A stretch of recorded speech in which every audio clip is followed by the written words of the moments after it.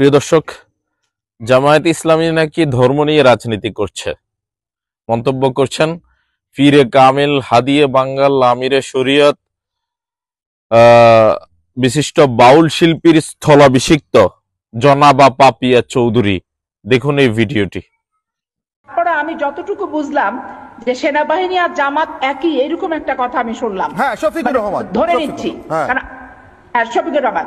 এখন এইখানে আমি একটা কথা স্পষ্ট করে বলতে চাই, জামাত ইসলাম এরা ধর্ম নিয়ে রাজনীতি করে, এরা ধর্ম ব্যবসায়ী, এদের ভিতর রাজনৈতিক চেতনা নাই। আর মুসলমান সারা বিশ্বে মুসলমান আছে, একটা মুসলমান জামাত ইসলাম করতে বাধ্য হবে এরকম কোনো কথা নাই। কিন্তু একটা তাদের যে নীতিটা হচ্ছে, তারা প্রথমে অনেক বড় বড় কথা বলে আগায়, কিন্তু যেখানে তারা শক্তিশালী ঘাঁটি গাড়তে পারে সেখানে তাদের মতো নিকৃষ্ট এবং জঘন্য সংগঠন পৃথিবীতে থাকে না। কারণ তারা যে সমস্ত ভাবে হাত কাটা, পা কাটা, রক কাটা, গলা কাটা এবং ধর্মের কোরআন শরীফ নিয়ে, হাদিস নিয়ে, বুখারী শরীফ নিয়ে যে অপব্যাখ্যাগুলো করে ধর্মভীরু মুসলমানদেরকে বিপদগামী করে, এগুলো নিয়ে আমাদের ব্যক্তিগতভাবে আমার ব্যাপক আপত্তি আছে।